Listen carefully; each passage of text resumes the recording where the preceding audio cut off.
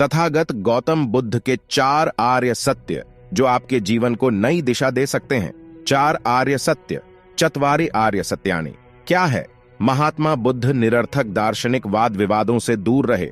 उन्होंने निर्वाण प्राप्ति के बाद भी मानव कल्याण के लिए स्वयं को सांसारिक समस्याओं में लगाया। वास्तव में महात्मा बुद्ध कोई दार्शनिक नहीं थे, बल्कि एक अत्यंत व्यावहारिक समाज सुधारक थे।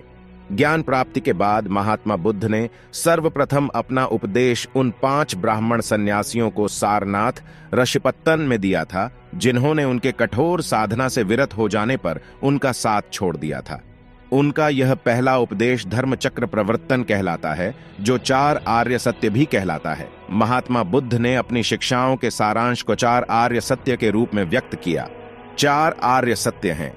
बुद्ध की शिक्षा, महात्मा बुद्ध की समस्त शिक्षाएं प्रत्यक्ष अप्रत्यक्ष रूप से 4 आर्य सत्यों से प्रभावित है। महात्मा बुद्ध कहते हैं कि जो 4 आर्य सत्य है, उनकी सही जानकारी न होने से मैं संसार में एक जन्म से दूसरे में घूमता रहा हूं। अब मैं उन्हें जान गया हूं। जन्म लेने का क्रम रुक गया है, दुख का मूल नष्ट हो गया है, अब फिर जन्म नहीं होगा। बौद्ध दर्शन 4 आर्य सत्यों में ही निहित है। ये 4 आर्य सत्य, जो कि बौद्ध धर्म के सार है, इस प्रकार है। 4 आर्य सत्य। पहला, दुख अर्थात संसार दुखमय है। दूसरा, दुख समुदय अर्थात दुखों का कारण भी है। तीसरा, दुख निरोध अर्थात दुखों का अंत संभव है। चौथा, दुख निरोध मार्ग अर्थात दुखों के अंत का एक मार्ग है। पहला आर्य सत्य दुख। महात्मा बुद्ध ने अपने प्रथम आर्य सत्य में दुख की उपस्थिति का वर्णन किया है। प्रथम आर्य सत्य के अनुसार संसार दुखमय है। उनके अनुसार इस संपूर्ण सृष्टि में सब कुछ दुखमय है। सर्व दुख दुखम। सुख का न मिलना दुख है, सुख को प्राप्त करने के प्रयास में दुख है, प्राप्त होने के बाद उसको बरकरार रखने में दुख है, और चूंकि प्रत्येक चीज अनित्य व नश्वर है, अतः अंत में प्राप्त सुख का भी कभी न कभी अंत होगा, और उसके बाद तो दुख है ही। जन्म से लेकर मृत्यु तक सारा जीवन ही दुख है। मृत्यु के बाद भी दुख का अंत नहीं होता, क्योंकि उसके बाद पुनर्जन्म है और फिर मृत्यु है। इस प्रकार यह जन्म मृत्यु चक्र, भव चक्र निरंतर चलता रहता है, और प्रत्येक व्यक्ति इसमें फंसकर दुख भोगता रहता है। धम्मपद में गौतम बुद्ध कहते हैं कि जब संपूर्ण संसार आग से झुलस रहा है, तब आनंद मनाने का अवसर कहां है।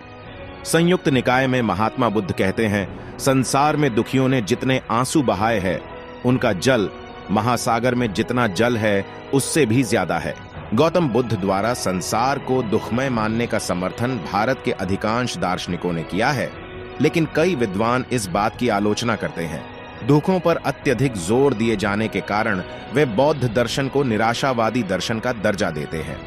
लेकिन बौद्ध दर्शन पर निराशावाद का आरोप उचित नहीं है, क्योंकि यह सही है कि महात्मा बुद्ध ने दुखों की बात की है, लेकिन वो यहीं पर रुके नहीं, बल्कि उन्होंने दुखों को दूर करने के उपाय भी बताए हैं।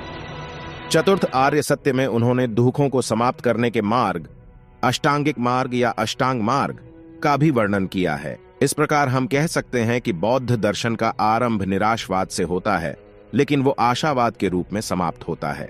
2. दूसरा आर्य सत्य दुख समुदय। अपने द्वितीय आर्य सत्य में गौतम बुद्ध ने दुख की उत्पत्ति के कारण पर विचार प्रकट किया है। समुदय का अर्थ है उदय।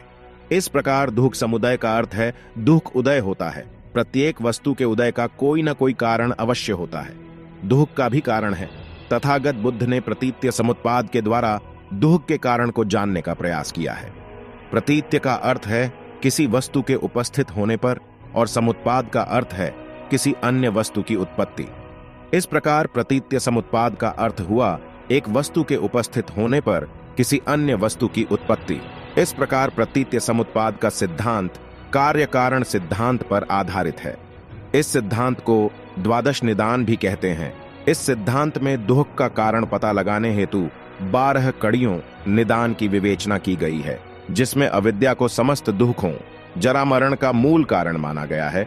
वर्टिकल बार ये द्वादश निदान इस प्रकार हैं: अविद्या, संस्कार, कर्म, विज्ञान, चेतना, नाम रूप, षडायतन, 5 ज्ञानेंद्रियां व मन और उनके विषय, स्पर्श, इंद्रियों और विषयों का संपर्क, वेदना, इंद्रियानुभव, तृष्णा, इच्छा, उपादान, अस्तित्व का मोह, भव, अस्तित्व, जाति, पुनर्जन्म, जरा मरण, दुख, ये सभी कड़ियां निदान एक दूसरे से जुड़कर चक्र की भांति घूमती रहती है।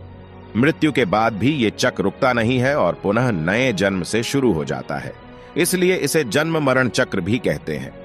तीसरा, आर्य सत्य, दुहक निरोध। महात्मा बुद्ध ने अपने तृतीय आर्य सत्य में निर्वाण के स्वरूप की व्याख्या की है।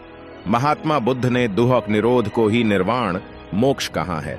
दुहक निरोध वह अवस्था है जिसमें दुहकों का अंत होता है। चूंकि इन दुहकों का मूल कारण अविद्या है, अतः अविद्या को दूर करके दुहकों का भी अंत किया जा सकता है। निर्वाण का अर्थ जीवन का अंत नहीं है, बल्कि निर्वाण, दुहक निरोध की प्राप्ति इस जीवन में भी संभव है। महात्मा बुद्ध के अनुसार प्रत्येक मानव को अपना निर्वाण स्वयं ही प्राप्त करना है। महात्मा बुद्ध की भांति मानव इस जीवन में भी अपने दुहकों का निरोध कर निर्वाण की प्राप्ति कर सकता है। मानव का शरीर उसके पूर्व जन्म के कर्मों का फल होता है। जब तक ये कर्म समाप्त नहीं होते, शरीर भी समाप्त नहीं होता है, इसलिए निर्वाण प्राप्ति के बाद भी शरीर विद्यमान रहता है।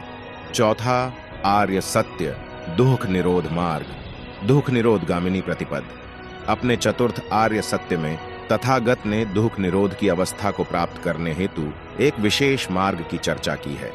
दुख निरोध मार्ग वह मार्ग है जिस पर चलकर कोई भी मानव निर्वाण को प्राप्त कर सकता है। वर्टिकल बार यह नैतिक व आध्यात्मिक साधना का मार्ग है, जिसे अष्टांगिक मार्ग या अष्टांग मार्ग कहा गया है। इसे मध्यम मार्ग, मध्यम प्रतिपद भी कहते हैं, जो अत्यंत भोग विलास और अत्यंत कठोर तपस्या के मध्य का मार्ग है। मध्यम मार्ग दो अतियों, इंद्रिय विलास और अनावश्यक कठोर तप के बीच का रास्ता है। भगवान बुद्ध कहते हैं, हे भिक्षुओं, परिव्राजक, सन्यासी को दो अंतों का सेवन नहीं करना चाहिए। वे दोनों अंत कौन है? पहला तो काम, विषय में सुख के लिए लिप्त रहना। यह अंत अत्यधिक दीन, अनर्थ संगत है। दूसरा, शरीर को क्लेश देकर दुख उठाना है। यह भी अनर्थ संगत है। हे भिक्षुओं, तथागत, मैं को इन दोनों अंतों का त्याग कर मध्यमा प्रतिपदा, मध्यम मार्ग को जाना है। तथागत बुद्ध ने अपने तृतीय आर्य सत्य में निर्वाण के बारे में बताया है। लेकिन प्रश्न उठता है कि निर्वाण की प्राप्ति कैसे संभव है? इसका उत्तर गौतम बुद्ध ने अपने चतुर्थ आर्य सत्य में दिया है। अपने चौथे आर्य सत्य में उन्होंने बताया कि निर्वाण प्राप्ति में मार्ग में 8 सीढ़ियां हैं जिस पर चढ़कर निर्वाण तक पहुंचा जा सकता है। अष्टांग मार्ग या अष्टांगिक मार्ग इस प्रकार है। पहला है सम्यक दृष्टि, दूसरा सम्यक संकल्प, तीसरा सम्यक वाक, चौथा सम्यक कर्मांत, पांचवां सम्यक आजीव, छठा सम्यक व्यायाम, सातवां सम्यक स्मृति, आठवां सम्यक समाधि।